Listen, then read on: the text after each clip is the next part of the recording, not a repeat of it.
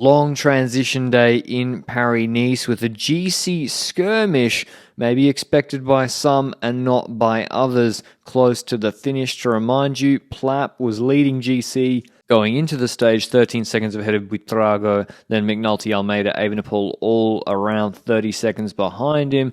And we're heading south. We're going to the coast. They see the coast tomorrow in Nice, but today a long stage with some medium mountain climbs. But it's like false light drag all the way up to them. It's a lot of slow, heavy roads and then a flat finish, but there's a 1K 5% climb about 9Ks from that finish just after they go through the finish circuit. But bright skies, no rain, maybe 10 degrees, 12 degrees. Most people didn't or had arm warmers on. Maybe it was 50-50. Breakaway with 3 Lotto Destiny riders. They bridged across. Campenaerts and Encorn had gone on one of the climbs to get across to Parsons, and David Gaudu was pacing on these one of these climbing drags for Groupama FDJ, which is good to see. Had an off day yesterday or a bad day yesterday and putting it back into the team for Pithy for the sprint today. And Bowman was pacing for Visma Lab as well uphill, whereas on the flatter sections, Campenaerts trying to get as aero as possible to keep their advantage. Plapp, nothing for Jayco Alula to do, really. They could help for Groenewegen. He didn't get dropped. Decline did and Jakobsen did, but they weren't going to pace yet Jayco Alula. It was up to Visma Lab. You see they're on the flatter section now. The big boys come to the front. They take over from Gaudu and Bowman, and then you have the lighter guys do the uphill sections chasing the breakaway. But Campenaerts maybe pulled too strong. He flicked Encorn, and then Encorn had to come back, and so the breakaway was down to 6 riders. And then after the hills were finished, Jayco gets to the front, so obviously Groenewegen had made it. Now they can contribute to chasing, or maybe they did before, I don't know, but that's just what I saw when I was rewatching it. Their kit does look like Trex from the helicopter shot. So you got 4 teams chasing, not a good sign for the breakaway, already looking back, already in sight before the first lap. There's bonus seconds at the base of this climb just after the finish line, but they don't catch the breakaway in time. It was just there before this climb kicks up. They do this a left here and then an S bend, and here's the breakaway. Just caught on the climb, so Quickstep or Remco or any other GC riders don't get the opportunity to go for those bonus seconds, and it's EF education first, perhaps for Rigoberto Urán.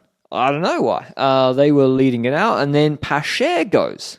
So FDJ paced all day, and then they go with Pacher, and this makes sense because they don't really have the best lead out for the flat finish. They do have good punchers, though, like Pacher, and this is the situation it's created. Jungels goes with him. Maybe he had a free option to go over the stage. I don't know.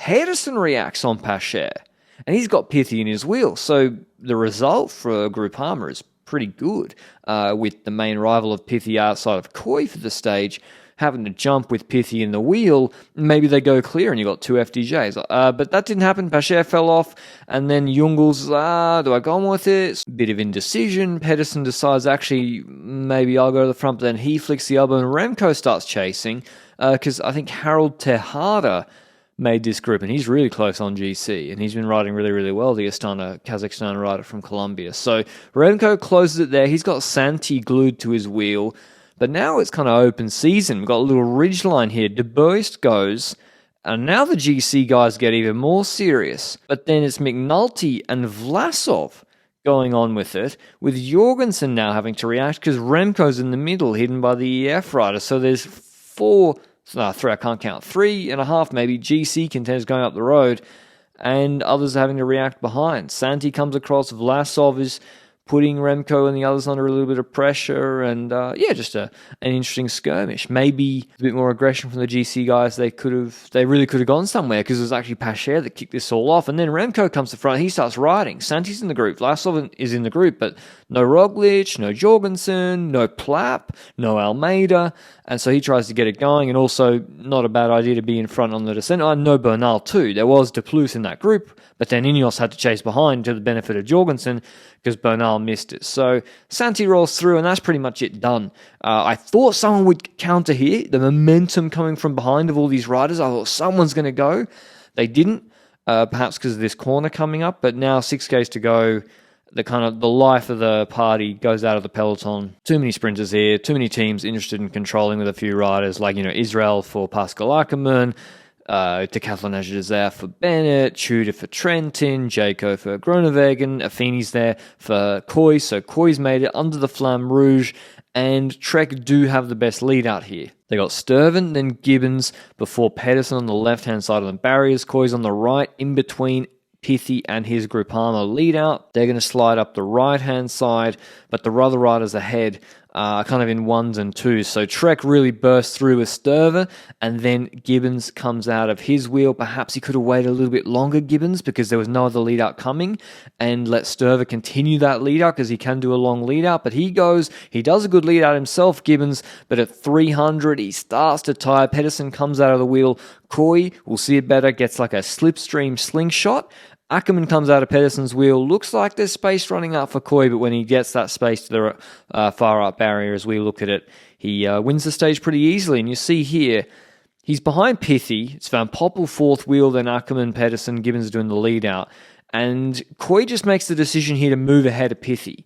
He's realizing, okay, 300 meters to go. I'm in sixth wheel, too far, especially if people lose Pedersen's wheel ahead.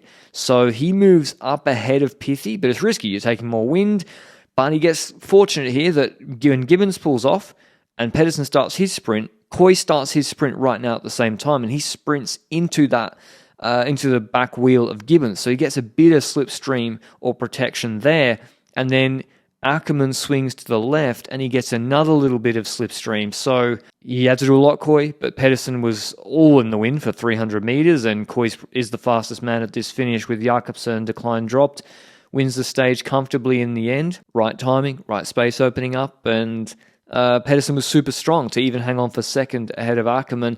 He's got like a 300-meter sprint, just about the best of everybody, but draft matters a lot in these high-speed drags. So Kooi wins the stage ahead of Pedersen, Ackerman, Bennett, Van Poppel. Here's what he had to say after the race. Yeah, it was quite a tough day. I mean, with the headwind, it was very hard to control a strong breakaway, especially after two guys bridged across. So we had to work for it all day, and then in the final, I think most teams didn't have many guys left to control. So I had to find my way, and luckily I was able to open up. First day was a perfect start, and the second sprint we made some mistakes, and I think today we just committed to it with the whole team and had a great plan. So. Really happy that I can take my second win of the week.